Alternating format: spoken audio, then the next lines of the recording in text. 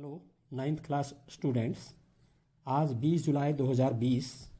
बच्चों, मैं आपको प्रश्नावली 6.1 परसों हल करा रहा था, जिसमें मैंने आपको प्रश्न संख्या 4 तक के प्रश्न हल कराए थे और मैं आपको स्टेप वाइज ये प्रश्न हल करा रहा हूँ, एक एक स्टेप लेकर के।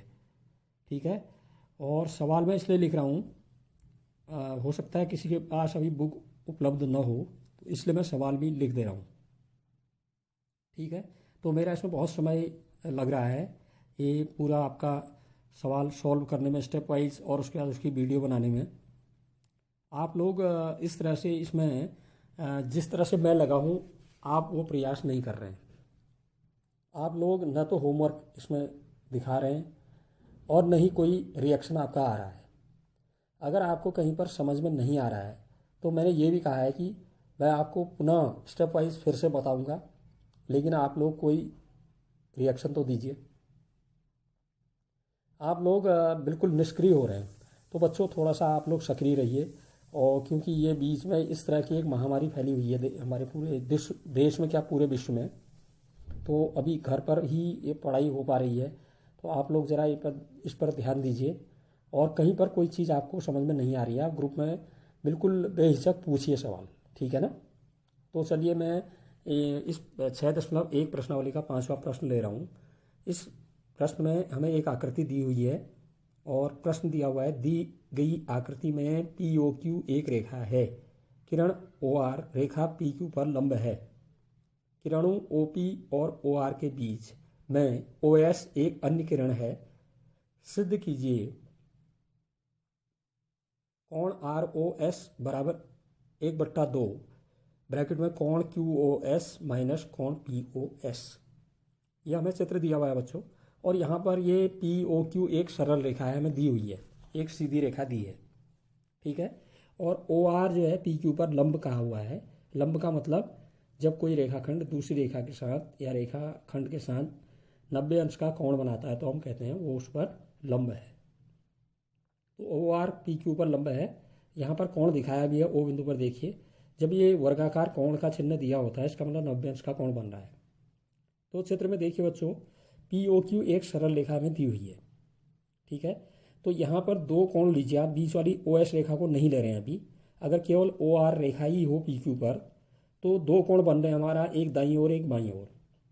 अगर हम ओ एस किरण को न लें तो कौन कौन से कोण बन रहे हैं? एक बन रहा है क्यू ओ आर दाईं हाथ की ओर, एक बाईं हाथ की ओर बन रहा है पी ओ आर।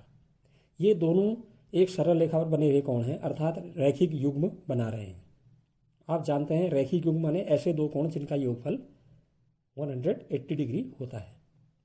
तो चित्र में क्यू ओ आर या आर ओ क्यू हमें 90 अंश दिया हुआ है, क्योंकि हमें कहा था कि ओ आर लंब है पी क्यू पर। ठीक है। तो कोण क्यू ओ आर धन कोण पी ओ आर बराबर तो हमारा 180 अंश हो गया रैखिक युग्म से। अब हमें यहाँ पर कोण क्यू ओ आर 90 अंश दिया हुआ है, तो हम कोण क्यू ओ आर की जगह 90 अंश लिख दे रहे हैं। 90 डिग्री प्लस कोण पी ओ आर बराबर है 180। अब 90 का पक्षांतर कर दीजिए 90 अंश का, तो कोण पी ओ आर आपका आ जाएगा 180 minus 90 is equal to 90 degree. तो कोण पी ओ आर भी कितना आ गया है? 90 अंश। अब जो कोण पी ओ आर है उनके बीच में एक किरण ओ एस दी हुई है। तो ये जब हम ओ एस किरण खींच रहे हैं तो ये कोण पी ओ आर जो है वो दो कोण बन गई। पी ओ आर दो भागों में बढ़ गया है। कौन कौन से दो कोण? कोण पी ओ एस और कोण आर ओ एस। तो कोण पी ओ आर जो होगा इन दोनों कोणों के योग के बराबर होगा, अर्थात कोण पी ओ आर बराबर होगा कोण पी ओ एस धन कोण आर ओ एस। ठीक है। या हम इसको बाईं तरफ को दाईं तरफ, दाईं तरफ को बाईं तरफ भी लिख सकते हैं। ठीक है। कोण पी ओ एस धन कोण आर ओ एस बराबर कोण पी ओ आर। लेकिन कोण पी ओ आर ऊपर आपने निकाला है 90 अंश है, तो कोण पी ओ एस धन कोण आर ओ एस बराबर कोण पी ओ आर की जगह 90 अंश लिख दिया है। ये समीकरण नंबर 1 लिख दी हमने। ठीक है। यहाँ तक समझ में आ गया होगा। अब पुनः चित्र में देखिए, कोण क्यू ओ एस पूरा कोण देखिए। ये पूरे कोण को हम जब देख रहे हैं क्यू ओ एस, उनके बीच में ओ आर किरण आ रही है। तो QoS दो कोणों से मिलकर बना हुआ है। कौन कौन से कोण? कोण ROS और कोण QOR। अर्थात कोण QoS जो होगा कोण ROS और कोण QOR के योग के बराबर होगा। तो योग के बराबर लिख देते हैं कोण QoS को। कोण QoS बराबर कोण ROS धन कोण QOR। ठीक है, लेकिन कोण QOR आपको दिया हुआ है 90 अंश प्रश्न में, क्योंकि OR PQ पर लंब है। तो कोण QoS बराबर क्या आ गया? कोण ROS धन 90 अंश। अब हम ROS को बाईं ओर पक्षांतर कर दें तो उसका चिन्ह, कोण ROS का चिन्ह बदल जाएगा। बाईं तरफ क्या था? कोण QoS। अब हम कोण ROS को बाईं तरफ ले आए बराबर के इधर, तो चिन्ह बदल गया माइनस कोण ROS। बराबर क्या बच गया दाईं ओर? केवल 90 अंश। यह आ गई हमारी समीकरण नंबर 2। अब जरा समीकरण 1 और 2 को देखिए ध्यान से। तो समीकरण 1 के दाएं पक्ष में भी बराबर के बाद 90 अंश है, समीकरण 2 में भी दाएं पक्ष में 90 अंश है। अर्थात इन दोनों समीकरणों के दाएं पक्ष आपस में बराबर हैं। तो जब दो समीकरणों के कोई पक्ष आपस में बराबर होते हैं तो दूसरे पक्ष भी हमेशा आपस में बराबर ही होंगे। अर्थात यहाँ दाएं पक्ष बराबर हैं 90-90 अंश, तो इनके बाएं पक्ष भी समान होंगे। तो समीकरण 1 और 2 से हम क्या कह सकते हैं कि समीकरण 1 का बायां पक्ष बराबर होगा समीकरण 2 के बाएं पक्ष के बराबर। तो समीकरण 1 का बायां पक्ष क्या है? कोण POS धन कोण ROS बराबर हो गया दूसरी समीकरण के बाएं पक्ष के बराबर, बराबर कोण QoS माइनस कोण ROS।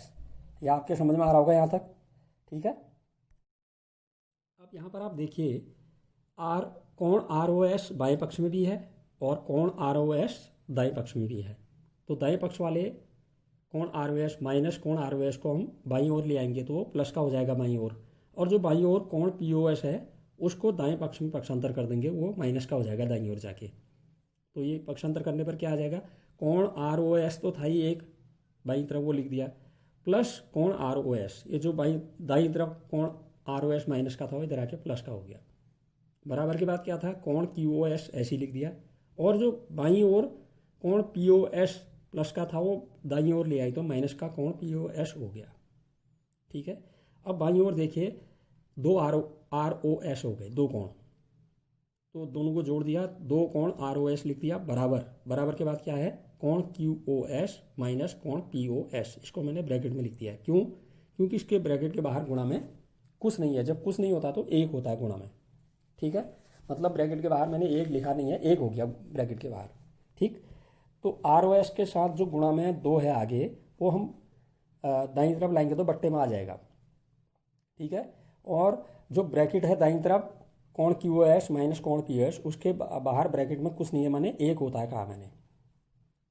ठीक है, तो कोण ROS बराबर आ गया 1/2, 2 बट्टे में आ गया ROS वाला, ब्रैकेट में कोण QoS माइनस कोण POS। तो ये हमारा जो सिद्ध करना था, हमारा ये आंसर आ गया है। आप इसको अच्छी तरह से अभ्यास कीजिए और एक बार देख लीजिए अच्छी तरह, स्टेप वाइज मैं बता रहा हूँ, और उसके बाद रफ में आप 1-2 बार प्रयास कीजिए, आपको आसानी से समझ में आ जाएगा। अब प्रश्न संख्या 6 में चलते हैं। प्रश्न संख्या 6 भी मैं इसलिए बता रहा हूँ क्योंकि ये भी थोड़ा सा आपके लिए कठिन सा लग रहा है। आप ध्यान दीजिए, स्टेप वाइज बताऊँगा। ठीक है, तो यहाँ पर जो प्रश्न है वो, इसमें भी हमें चित्र दिया हुआ है ना, चित्र हमें बनाना है, मैंने बना रखा है। ठीक है, यह दिया है कि कोण XYZ बराबर 64 अंश है और XY को बिंदु P तक बढ़ाया गया है। दी हुई सूचना से एक आकृति खींचिए। यदि किरण YQ कोण ZYP को समद्विभाजित करती है, माने YQ किरण क्या कर रही है? कोण ZYP कोण कौन सा हुआ? बीच में क्या आ रहा है? Y कोण की बात आ रही है, Z से शुरू हो रहा है, P पर समाप्त हो रहा है, Y पर बन रहा है। तो किरण YQ जो है कोण ZYP को समद्विभाजित कर रही है, मतलब 2 बराबर भागों में बांट रही है। तो हमें क्या निकालना है?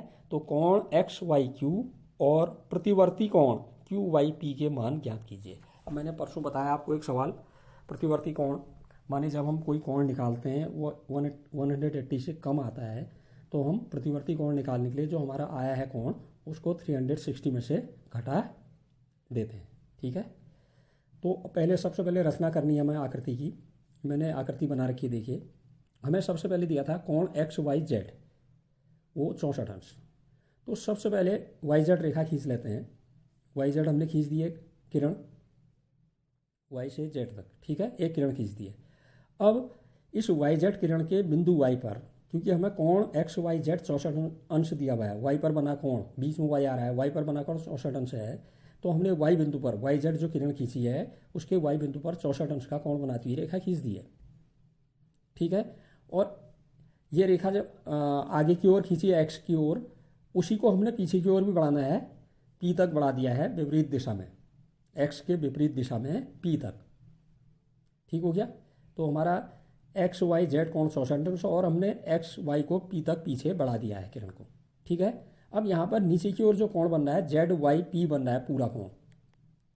यहाँ पर इसने ये कहा है कि ए वाई क्यू किरण और खींचो जो कोण जेड वाई पी, वाई पर बने कोण जो नीचे की ओर वाई पर कोण बन रहा है उसको समद्विभाजित करती है वाई क्यू किरण, वो हमने खींच दिया वाई क्यू किरण, ठीक है। वाई से कोण जेड वाई पी को समद्विभाजित करती हुई वाई क्यू किरण भी हमने खींच दी, तो हमारी आकृति तैयार हो गई है, ठीक। अब यहाँ पर देखिए आप, एक्स वाई पी एक सीधी रेखा है, क्योंकि हमने एक्स वाई को पीछे की ओर विपरीत दिशा में पी तक बढ़ाया है, तो एक्स वाई पी एक सीधी रेखा या सरल रेखा हो गई, ठीक है। सरल रेखा में बने हुए कोण वो क्या कहलाते हैं, रैखिक युग्म बनाते हैं। अब यहाँ पर देखिए, अभी बीच की रेखा वाई क्यू हमने, या मत मानिए मैंने डॉट डॉट लाइन से खींच रखी है, अभी नहीं है मान लेते हैं, अभी केवल हमने वाई जेड किरण खींची है एक्स वाई पी के साथ, तो दो कोण बन गए, एक तो एक्स वाई जेड 64 दिया ही हमें, और एक नीचे बना जेड वाई पी पूरा कोण, वाई क्यू को अभी नहीं है समझ लीजिए, ठीक है। तो यहाँ पर जो कोण एक्स वाई जेड है और कोण जेड वाई पी है, ये एक रैखिक युग्म बना रहे हैं, किस रेखा के साथ, सरल रेखा एक्स वाई पी के साथ, ठीक। तो रैखिक युग्म का आप जानते नियम, ऐसे दो कोण जिनका योगफल 180 अंश होता है, तो कोण एक्स वाई जेड धन कोण जेड वाई पी, इनका योगफल 180 अंश होगा रैखिक युग्म अभिग्रहित से, ठीक है। अब हमें कोण एक्स वाई जेड दिया हुआ है वो 64 अंश है, तो हमने कोण एक्स वाई जेड की जगह 64 अंश लिख दिया है, धन कोण जेड वाई पी ऐसे ही लिख दिया है, बराबर के बाद था 180 लिख दिया है, क्योंकि कोण एक्स वाई जेड हमें 64 दिया था, हमने 64 लिख दिया उसकी जगह, ठीक। अब 64 का पक्षांतर दाईं ओर कर दीजिए, तो हमारा कोण जेड वाई पी निकल जाएगा। तो कोण जेड वाई पी बराबर कितना होगा, 180 माइनस 64, 180 में से 64 घटा दीजिए, तो कोण जेड वाई पी बराबर आ गया 116 अंश। अभी जो हमने निकालना है उसका मान नहीं आया है, ठीक। अब यहाँ पर एक चीज़ देखिए, प्रश्न में ये कहा था कि जो वाई क्यू किरण है वो कोण जेड वाई पी को समद्विभाजित करती है। अब हमने वाई क्यू किरण खींच दी है डॉट डॉट लाइन से, नीली लाइन से, ठीक, ठीक है ना। ये समद्विभाजित कर रही है किस कोण को, जेड वाई पी को, वाई क्यू किरण। तो ये क्या करेगी, पूरे जेड वाई पी कोण को दो बराबर भागों में बांट देगी, अर्थात कोण जेड वाई क्यू बराबर किसके होगा, कोण क्यू वाई पी के, क्योंकि दो बराबर भाग होंगे, क्योंकि वाई क्यू इसको समद्विभाजित कर रही है। तो कोण जेड वाई क्यू बराबर आ गया कोण क्यू वाई पी, ठीक। अच्छा एक चीज़ और बताइए, कोण जेड वाई क्यू प्लस कोण Q Y P, Z Y Q और कोण क्यू वाई पी, ये जोड़ के कितना बनेगा, कोण जेड वाई पी के बराबर, और जेड वाई पी आप निकाल चुके हो ऊपर अभी 116, तो इन दोनों का योगफल 116 के बराबर होगा। तो कोण जेड वाई क्यू धन कोण क्यू वाई पी बराबर हो गया 116 अंश। अब बच्चों वाई क्यू किरण है वो कोण जेड वाई पी को समद्विभाजित कर रही थी, ऊपर निकाल दिया हमने, कोण जेड वाई क्यू और कोण क्यू वाई पी बराबर होंगे, दोनों का मान बराबर होगा। तो हम कोण जेड वाई क्यू की जगह या कोण क्यू वाई पी की जगह आपस में इनको बदल सकते हैं, मतलब कोण जेड वाई क्यू की जगह हम कोण क्यू वाई पी भी लिख सकते हैं, या कोण क्यू वाई पी की जगह हम कोण जेड वाई क्यू लिख सकते हैं, क्योंकि ये दोनों बराबर हैं, ठीक है। तो मैं कोण क्यू वाई पी की जगह, कोण क्यू वाई पी की जगह कोण जेड वाई क्यू लिख दे रहा हूँ, जो अभी हमने निकाला ये कोण जेड वाई क्यू धन कोण क्यू वाई पी बराबर 116, ठीक है। तो कोण जेड वाई क्यू को मैं ऐसे लिख दे रहा हूँ, पहला वाला, धन कोण क्यू वाई पी की जगह भी मैं कोण जेड वाई क्यू लिख दे रहा हूँ, क्योंकि कोण क्यू वाई पी और कोण जेड वाई क्यू बराबर हैं, क्योंकि वाई क्यू इनको समद्विभाजित कर रही है, ठीक है। तो ये क्या आ जाएगा हमारा, कोण जेड वाई क्यू पहला वाला ऐसे आया, प्लस दूसरे वाली की जगह हमने कोण जेड वाई क्यू ही लिख दिया, ये दोनों बराबर हैं, बराबर 116 था। तो ये जेड वाई क्यू कितने हो गए 2, तो 2 कोण जेड वाई क्यू बराबर आ गया 116 अंश। अब जो 2 गुणा वाला है वो 116 के बट्टे में चला जाएगा दाईं ओर, तो कोण जेड वाई क्यू बराबर 116 बट्टे 2, 2 से 116 को आप डिवाइड कर दीजिए, 58 बार कट जाता है, 58 बार, तो कोण जेड वाई क्यू बराबर आ गया 58 अंश। ठीक है। अच्छा, अभी आपने ऊपर देखा था कि कोण जेड वाई क्यू धन कोण क्यू वाई पी बराबर है 116। अब हमें जेड वाई क्यू मालूम हो गया है, तो जेड वाई क्यू की जगह आपने 58 अंश रख दिया, धन कोण क्यू वाई पी ऐसे लिख दिया बराबर 116, इसलिए कोण क्यू वाई पी बराबर आ गया 116 माइनस 58, पक्षांतर कर दिया 58 का, बराबर 58 अंश। आप ऐसे निकाल भी सकते हो या डायरेक्ट भी लिख सकते हो, क्योंकि जेड वाई क्यू और क्यू वाई पी बराबर थे, तो जेड वाई क्यू आपका 58 आया, तो कोण क्यू वाई पी भी आप सीधे 58 अंश लिख सकते हो। ठीक। अच्छा, अब बात आती है कोण एक्स वाई क्यू। अब चित्र में देखिए, कोण एक्स वाई क्यू दो कोणों के योग के बराबर है। कौन कौन से दो कोण हैं?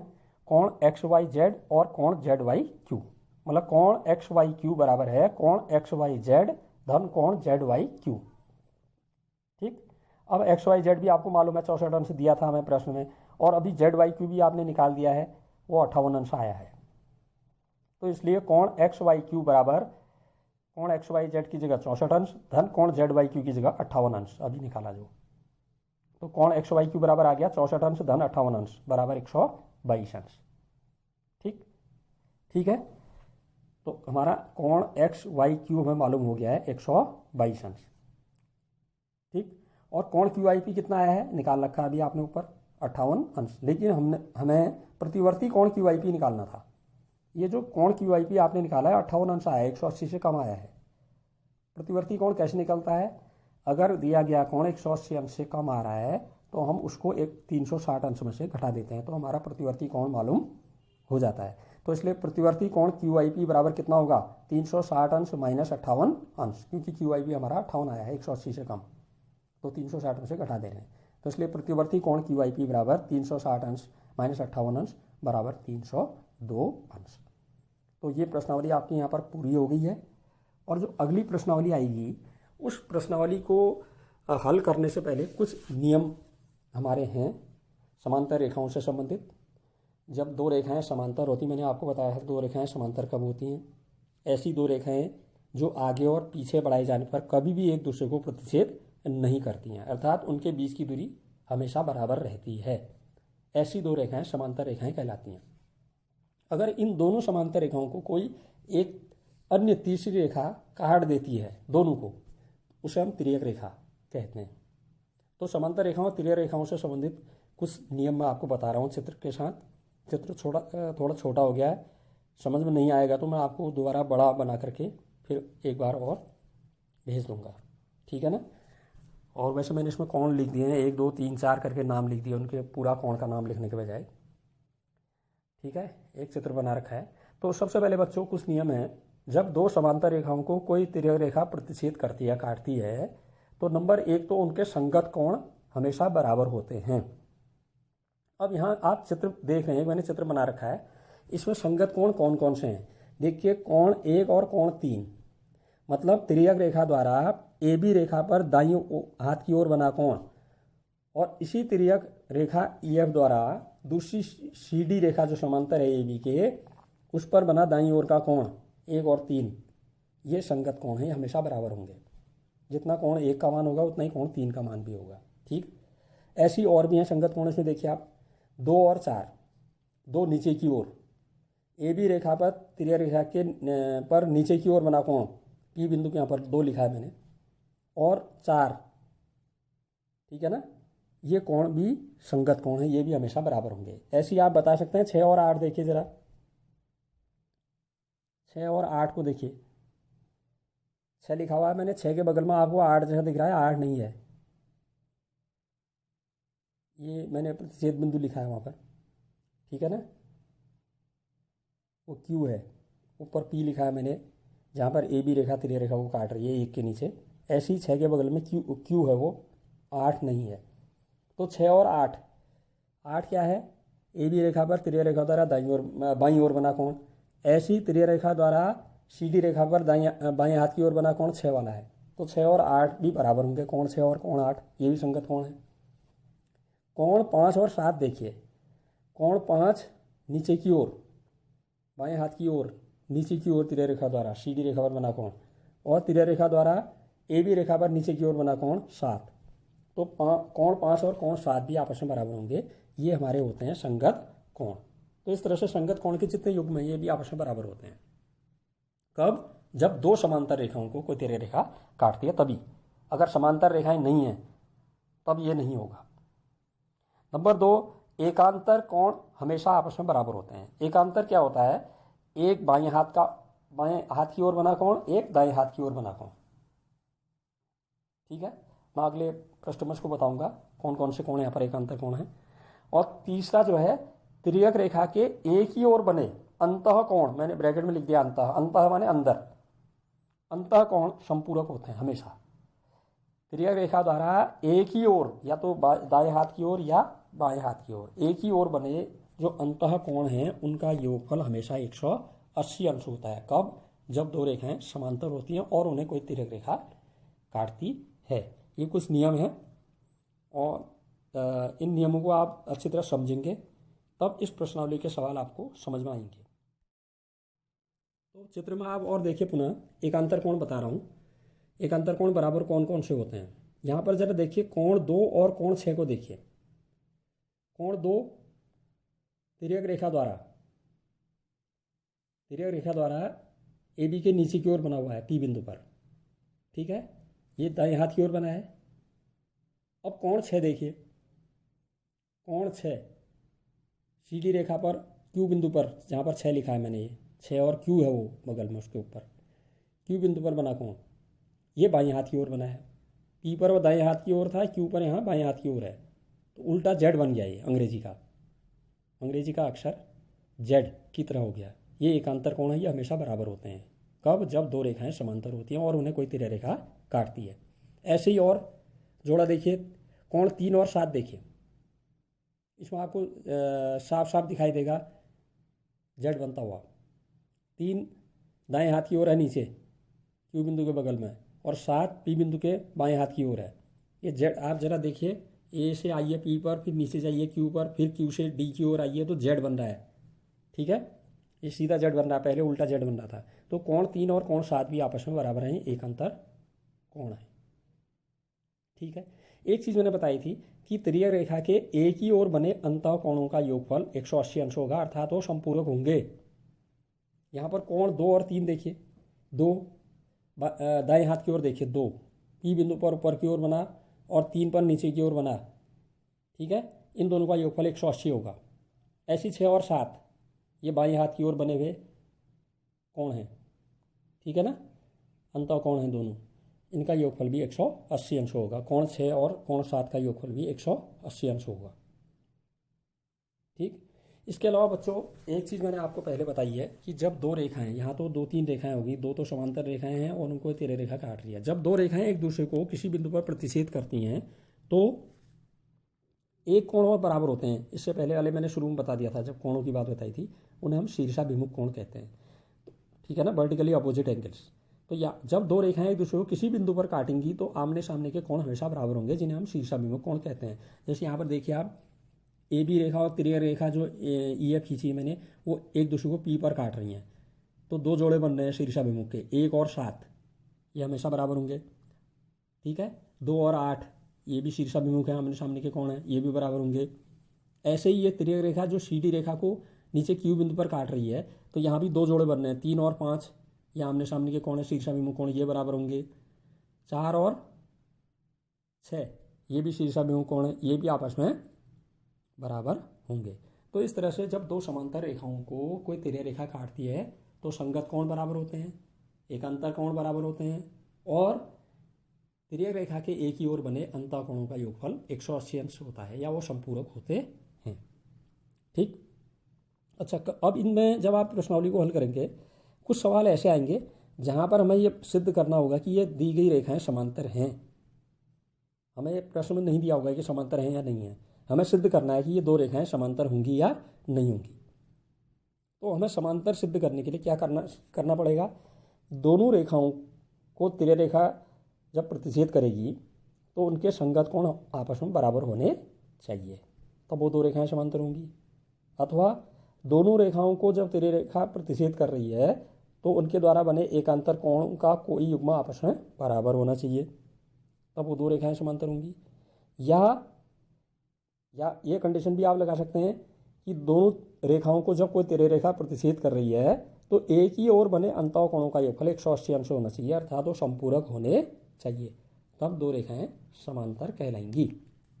तो ये कुछ नियम हैं, मैं ये सवाल आपको फिर बताऊंगा, आप इन नियमों को एक बार अच्छी तरह देखिए, ठीक है। और अगर इसमें कहीं पर आपको ऐसा लग रहा है चित्र थोड़ा छोटा बन गया है, मैं ये खुद देख रहा हूँ, और अगर ये चित्र से आपको समझ नहीं आ रहा तो मैं एक बड़ा चित्र बना के फिर भेजूंगा, लेकिन आप इसमें एक बार कोशिश कीजिए, साफ लिखा हुआ है, ठीक है। उसके बाद ही हम अगली प्रश्नावली को हल करेंगे। Thank you. और गृह कार्य अवश्य आप ग्रुप में शेयर कीजिए, और कहीं पर आपको समझ में नहीं आता है बेहिचक आप पूछिए भी, ठीक है ना।